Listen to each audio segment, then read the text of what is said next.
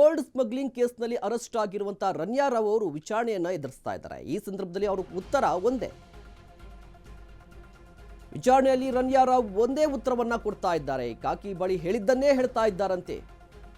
ಹೇಳಿದ್ದನ್ನೇ ಹೇಳ್ತಾ ಇರುವಂತದ್ದು ವಿಚಾರಣೆ ಸಂದರ್ಭದಲ್ಲಿ. 2 ದಿನದಿಂದ ಬೇಕಾದ ಮಾಹಿತಿ ಬಿಟ್ಟು ಕೊಡದ ರನ್ಯಾ. ಅಧಿಕಾರಿಗಳು ಯಾವುದೇ ಪ್ರಶ್ನೆಯನ್ನ ಕೇಳಿದ್ರು ಕೂಡ ಒಂದೇ ಹೇಳ್ತಾ ಇರುವಂತದ್ದು, ನಾನು ತಪ್ಪು ಮಾಡಿದ್ದೀನಿ ಅಂತಲೇ ಹೇಳ್ತಾ ಇದ್ದಾರೆ. ಆದರೆ ತನ್ನ ಹಿಂದಿರುವವರ ಗುಟ್ಟನ್ನ ಬಿಟ್ಕೊಡ್ತಾ ಇಲ್ಲ ನಟಿ.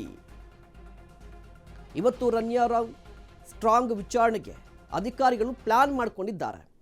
ಗೋಲ್ಡ್ ಸ್ಮಗ್ಲಿಂಗ್ ಕೇಸ್ನಲ್ಲಿ ರನ್ಯಾ ರಾವ್ ಕಸ್ಟಡಿಯಲ್ಲಿದ್ದಾರೆ. ಅಧಿಕಾರಿಗಳು ಕಸ್ಟಡಿಯಲ್ಲಿ ಇರುವಂಥದ್ದು. ವಿಚಾರಣೆ ಸಂದರ್ಭದಲ್ಲಿ ಪ್ರಶ್ನೆಗಳನ್ನು ಕೇಳ್ತಾ ಇದ್ದಾರೆ. ಸಾಲು ಸಾಲು ಪ್ರಶ್ನೆಗಳನ್ನು ಕೇಳ್ತಾ ಇರುವಂಥದ್ದು.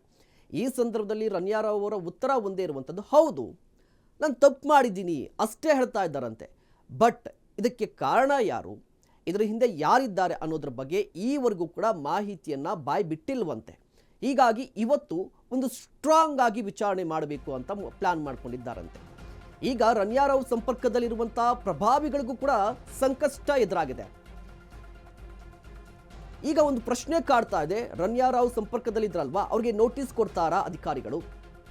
ನಟಿ ದುಬೈ ಪ್ರವಾಸದ ವೇಳೆ ಸಂಪರ್ಕದಲ್ಲಿ ಇದ್ದವರಿಗೆ ಶಾಕ್ ಎದುರಾಗಿದೆ. ಫ್ಲೈಟ್ನಲ್ಲಿ ಪ್ರಯಾಣ ಮಾಡಿದ ಕೆಲವರ ಮೇಲೂ ಕೂಡ ಅನುಮಾನ ಕೂಡ ವ್ಯಕ್ತವಾಗಿರುವಂಥದ್ದು. ರನ್ಯಾ ಜೊತೆ ಸಿಂಡಿಕೇಟ್ ಗ್ಯಾಂಗ್ ಸದಸ್ಯರು ಪ್ರಯಾಣ ಮಾಡಿರುವಂತಹ ಶಂಕೆ ವ್ಯಕ್ತವಾಗಿದೆ. ಹೀಗಾಗಿ ಪ್ರಯಾಣಿಕರ ಕಂಪ್ಲೀಟ್ ಆಗಿ ಶಾರ್ಟ್ ಲಿಸ್ಟ್ ಮಾಡ್ತಾ ಇದ್ದಾರೆ ಅಧಿಕಾರಿಗಳು.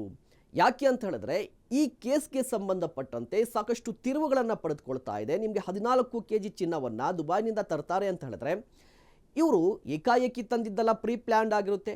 ಜೊತೆಗೆ ಅಲ್ಲಿನ ಅಮೌಂಟ್ ಕೂಡ ಇಷ್ಟೊಂದು ಪ್ರಮಾಣದ ಚಿನ್ನವನ್ನು ಖರೀದಿ ಮಾಡಬೇಕಂದ್ರೆ ಅಮೌಂಟ್ ಬೇಕಾಗುತ್ತೆ. ಅದಾದ ಬಳಿಕ ದುಬೈನಲ್ಲಿ ಏರ್ಪೋರ್ಟ್ನಲ್ಲಿ ಇದೆಲ್ಲವೂ ಕೂಡ ಚೆಕ್ ಆಗಲಿಲ್ವಾ? ಅಲ್ಲಿನ ಅಧಿಕಾರಿಗಳು ಏನು ಮಾಡ್ತಾ ಇದ್ರು?